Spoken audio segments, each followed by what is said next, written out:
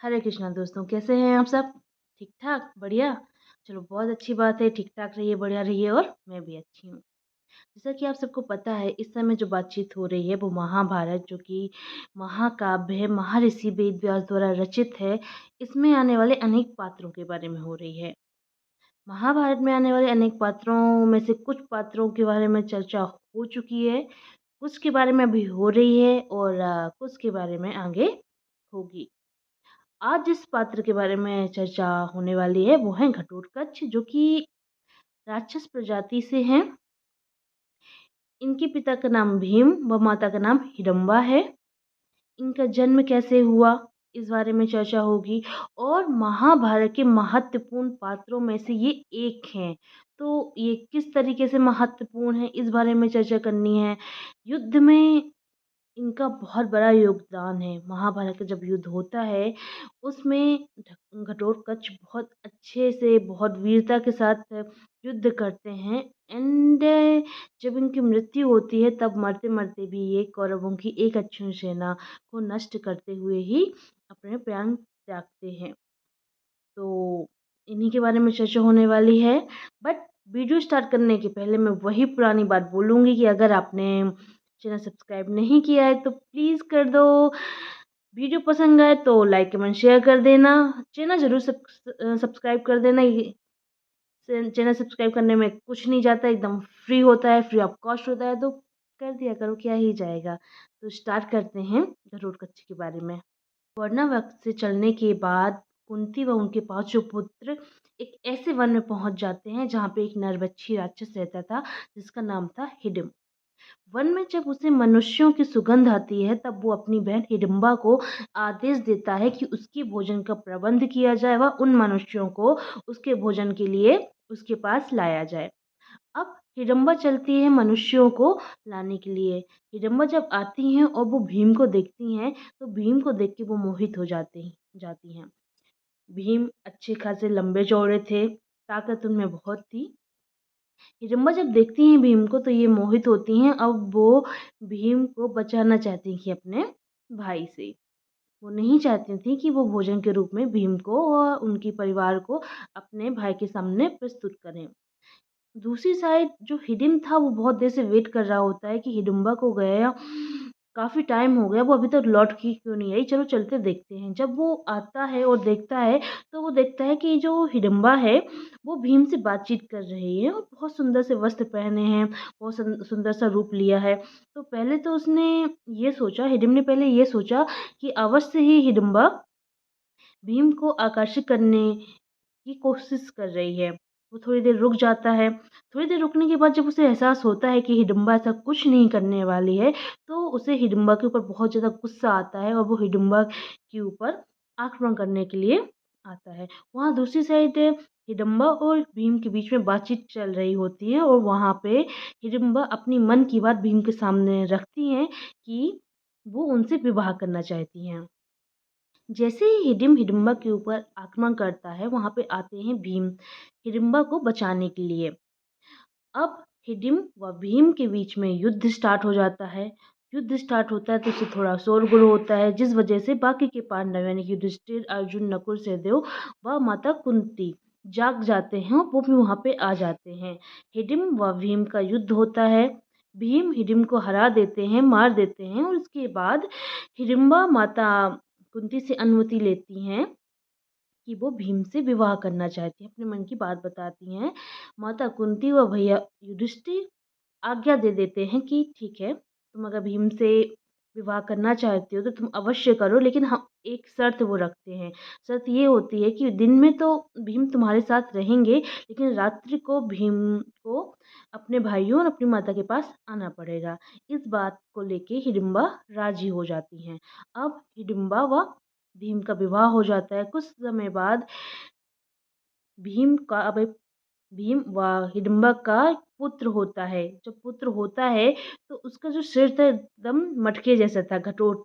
तो इसलिए जो हिडिम्बा होती हैं वो अपने पुत्र का नाम घटोत्कच रख देती हैं।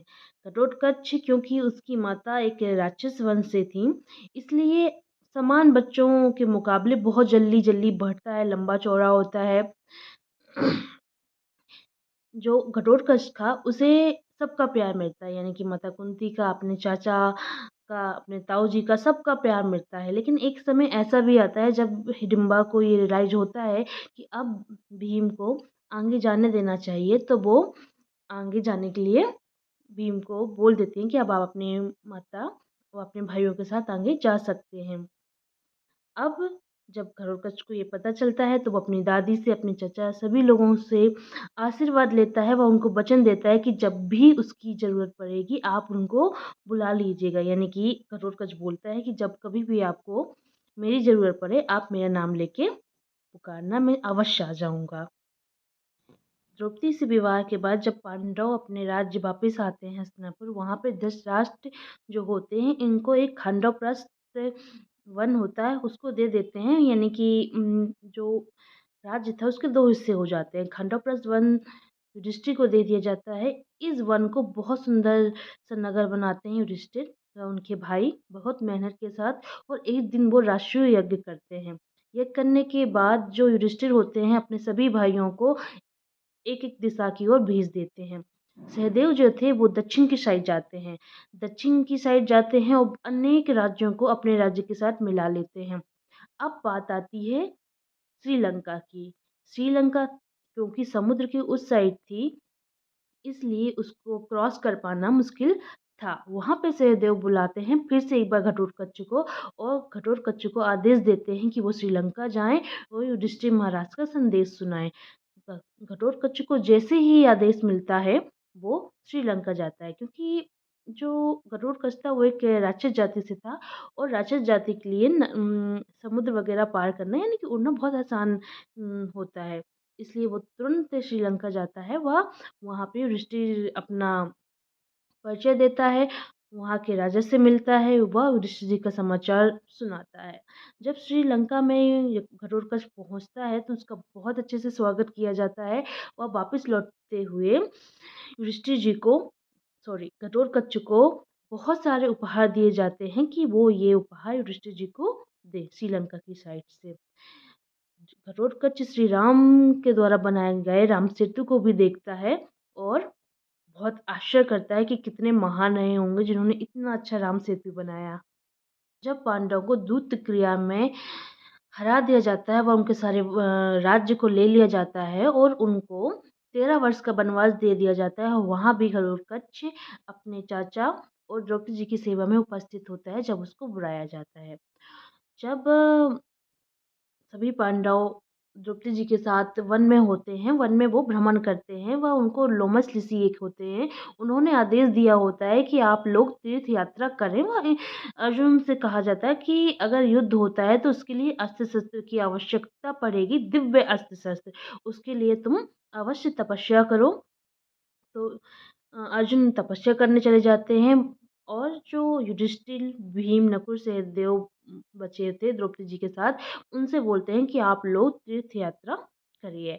अब ये सभी लोग तीर्थ यात्रा करते हैं। तीर्थ यात्रा करते-करते वो उत्तराखंड में पहुँचते हैं, जहाँ पे गंगा के किनारे धार्मिक स्थलों की इनको यात्रा करनी होती है। बट यहाँ पे दिखाया जाता है जो द्रौपदी जी थीं बहुत ज़्यादा थक जाती हैं, अब वो चल नहीं पाती हैं।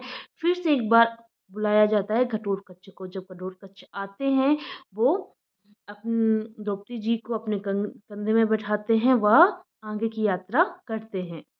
घटोत्कच का जो समर्पण था अपने पिता के लिए, अपने चाचा चाचा के लिए, वो पूर्ण रूप से था। ये बात हम महाभारत में कई जगह देखते हैं कि जब जब घटोत्कच को बुलाया गया है तब घटोत्कच आए हैं। घटोत्कच ने अनेक प्रकार से अपने पिता का साथ दिया है, अपने चाचा लोगों की मदद की है, और क्या-क्या मदद की है ये मैं बताऊँगी अपनी नेक्स्ट वीडियो में। आज की वीडियो के लिए मैं इतना ही रखती हूँ। बहुत जल्दी आऊँगी अपना नेक्स्ट वीडियो लेके। जाने से पहले मैं आप सबसे यही बात बोलूँगी कि अगर आपने चैनल सब्सक्राइब नहीं किया है तो प्लीज़ कर दो। चैनल सब्सक्राइब करने में कुछ भी नहीं जाता है, फ्री ऑफ कॉस्ट होता है, तो प्लीज़ कर दिया करो, क्या ही चला जाएगा। वीडियो पसंद आए तो लाइक, कमेंट, शेयर कर देना। ये सब भी फ्री है तो कर दिया करो, ओके। आज की वीडियो के लिए इतना ही रखते हैं। घटोत्कच के बारे में आगे की वीडियो में फिर बताऊँगी।